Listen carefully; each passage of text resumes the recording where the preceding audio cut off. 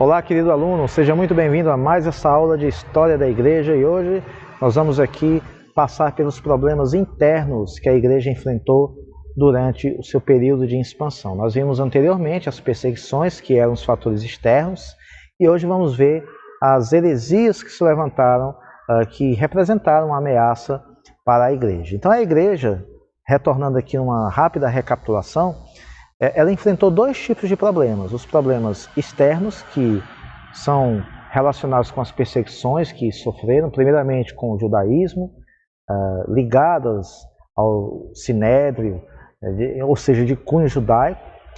Logo em seguida, também as perseguições ligadas ao Império Romano. Mas agora nós vamos tratar aqui de um problema interno, dentro da sua própria questão doutrinária.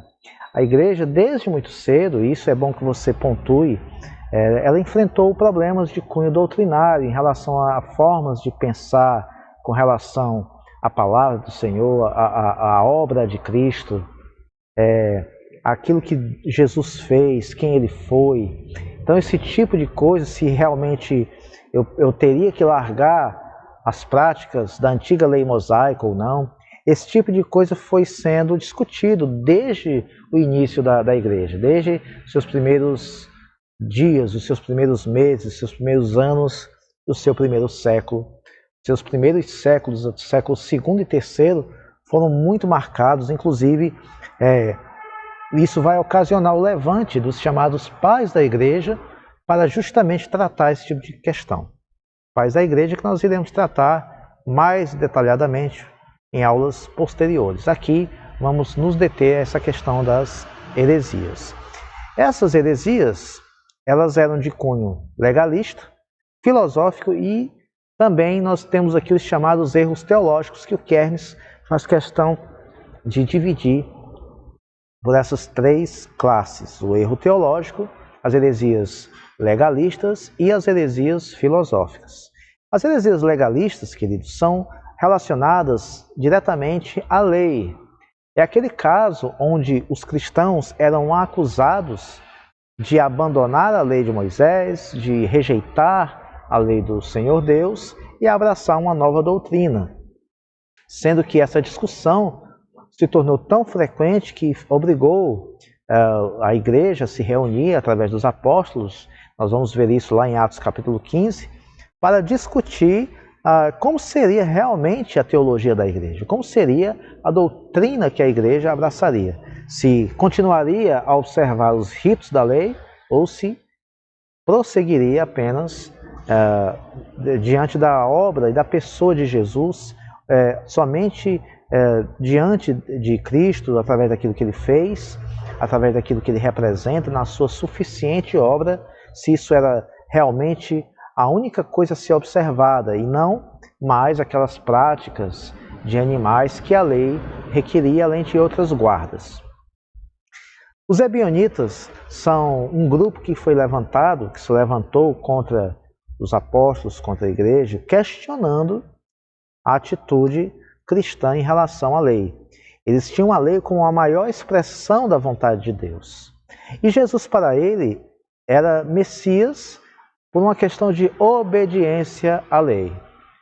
Então note que onde é que se encontra aqui a heresia? A heresia de ordem legalista aqui, ela vai ser classificada pela desconstrução da pessoa de Cristo, sendo que o que tornava ele o ungido de Deus, o Messias, era um fator externo ou a obediência que Cristo tem à lei. Para os ebionitas, que assim ficaram conhecidos, Cristo só era quem foi e só fez o que fez e só tinha esse caráter messiânico por conta que ele obedeceu à lei. Então, podendo aí ter havido a possibilidade dele não obedecer e ter sido desclassificado desta posição. Então, isso realmente é considerado herético. Note que nas páginas do Novo Testamento você vai encontrar nas cartas de Paulo aos Romanos, aos Gálatas uma ênfase muito grande em relação a essa discussão, mostrando o caráter da lei, mostrando a condição humana e mostrando a condição a qual Cristo se humilhou, a qual ele foi exaltado, a sua perfeita obra e os efeitos dessa obra sobre as nossas vidas, e também a relação dessa graça, que é o favor imerecido de Deus através de Cristo Jesus, e a relação disso com a lei. O que é que isso tem a ver uma coisa com a outra, em que essas duas questões se encontram, e o que uma complementa a outra, o que uma pode corroborar com a outra. Então esse tipo de discussão foi muito tratado aí em relação à lei, em relação a se nós mantínhamos a prática da lei ou não. Essa era a discussão da igreja, o que levou também aí ao Concílio de Jerusalém, conforme vemos em Atos capítulo 15. Vale lembrar que Jesus ele não vem desclassificar a lei, ele realmente veio cumpri-la e cumpriu cabalmente, em obediência total. Mas isso não fazia dele o Messias, ele já é Messias independente de qualquer outra coisa. E o erro aí está em que a messianidade de Cristo fosse determinada, fosse totalmente dependente dessa obediência à lei. Mas foi a sua messianidade, foi o seu caráter divino que o tornou capaz de obedecer cabalmente à lei. O outro tipo de heresia que a história da igreja nos mostra são as heresias de cunho filosófico. O apóstolo Paulo também tratou muito forte acerca dessas heresias com as cartas que ele escreve às igrejas, onde ele trata dessas heresias como uma espécie de sabedoria humana. Por quê? Porque partiam dessas reflexões aí da filosofia fundida ao cristianismo. A ideia era vestir a filosofia com uma roupagem cristã. Nós temos aí o famoso gnosticismo, enfrentado muito também pelo apóstolo João, onde ele vai escrever acerca da pessoa de Cristo no seu evangelho, destacando a pessoa de Cristo de uma maneira muito especial. Havia uma ideia de logos dentro da filosofia que tratava de um ser transcendente, totalmente fora da realidade humana, um ser que teria gerado todas as coisas, mas que não era tão pessoal. E quando o apóstolo João trata em seu evangelho acerca de Cristo, o logos apresentado por ele é o verbo de Deus, é o próprio Deus. Ele vai enfatizar isso logo ali no primeiro versículo. Ele estava com Deus e ele é Deus. Então, essa necessidade de provar isso, de mostrar isso, na verdade, era dado devido a este pensamento filosófico chamado gnosticismo, que misturava uma essência filosófica com uma certa mística. Por quê? Porque havia um desejo dentro do gnosticismo de explicar a origem do mal.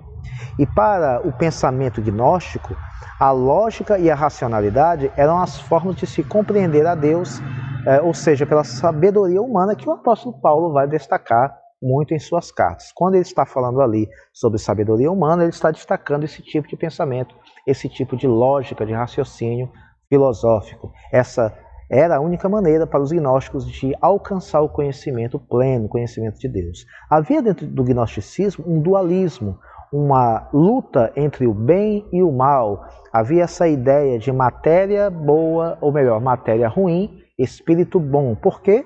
Porque lá no passado, Platão, com a sua teoria do mundo das ideias, criou uma ideia de um mundo perfeito, um mundo pleno, que não era parte desse mundo físico. Esse mundo físico era, pelo contrário, apenas um espelho do que seria este mundo perfeito, que era localizado no chamado mundo das ideias. Então essa ideia transcendente, fora da matéria, de uma perfeição cuja matéria é impossibilitada, é incapaz de alcançar, foi uma ideia absorvida e foi trabalhada durante o tempo, durante os séculos, de modo que na história da igreja há esse dualismo, há esse tipo de pensamento dentro do gnosticismo. O gnosticismo ele não começa de uma vez, ele vem sendo construído através dessa mistura do pensamento filosófico e também das ideias místicas das religiões de mistério, que eram práticas de povos conquistados aí muito antes do Senhor Jesus nascer, com as conquistas greco-romanas. O próprio Império Romano, quando ele absorve o domínio sobre todas as regiões que já haviam sido conquistadas por outros impérios, esse tipo de pensamento ele vai se fundindo à cultura, e a cultura helênica, que foi a cultura grega que o Império Romano herda, ela se junta com tudo isso e forma essas ideias, formam, na verdade, esse leque de pensamentos filosóficos atrelados a religiões de mistério, a ideias místicas. Então, nós vamos ter com isso aí a questão do gnosticismo, que acreditava que Jesus não era homem. E Jesus, ele era uma espécie de um fantasma, de alguém que parecia ser homem. Algo que nós chamamos de docetismo, de dokel, que parece ser alguma coisa, né? A ideia da palavra dokel, que significa parecer com algo. Então, para o gnóstico, Jesus não era homem, era um espírito de uma iluminação plena. Iluminação essa que nós, como humanos, não poderíamos alcançar com esta matéria, a não ser por uma gnose, por um conhecimento místico, misterioso. E só alguns poderiam ter isso. Outra ideia que se levanta entre 216 a 276 depois de Cristo, né? Já que estamos falando de segundo e terceiro século, onde as heresias se tornam mais acirradas, temos o maniqueísmo de Maniqueu, que trouxe também essa ideia de dualismo semelhante ao gnosticismo, mas com essa ênfase no chamado ascetismo. O que é o ascetismo? O ascetismo é a prática de se autopurificar através de ações, através de uma negação dos prazeres desta vida. E aí nós vamos nos remeter a muitos pensamentos filosóficos do passado que pregaram esse tipo de coisa, esse tipo de negação dos prazeres, né? Nós temos Epicureu, enfim, nós vamos ter aí uma fusão de muita coisa que vem sendo construída, e o maniqueísmo traz essa ideia de que você tem que se abster dos prazeres da vida, com ênfase, né, nesse ascetismo. Essa filosofia mistura cristianismo, zoroastrismo, que é a religião antiga do Império Medo-Persa, e a filosofia oriental, que também já trazia também essas ideias de se abster de alguma coisa, de negar o sofrimento e coisas do tipo.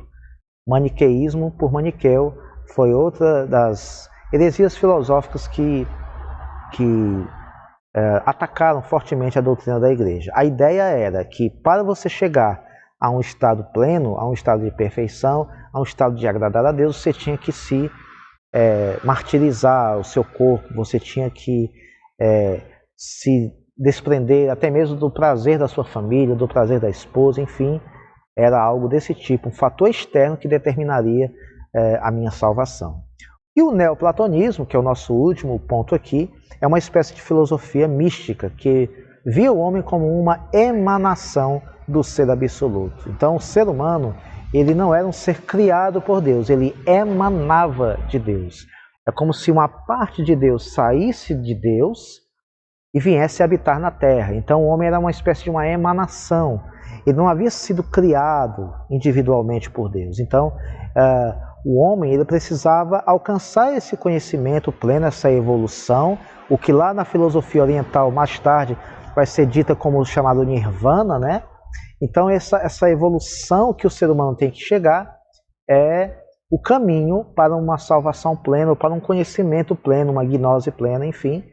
O neoplatonismo também traz essa ideia. Só que enquanto Platão pregava isso de uma maneira mais racional, mais filosófica, o neoplatonismo vai defender uma ideia mais mística, de uma busca mística por essa evolução, por esse estado perfeito.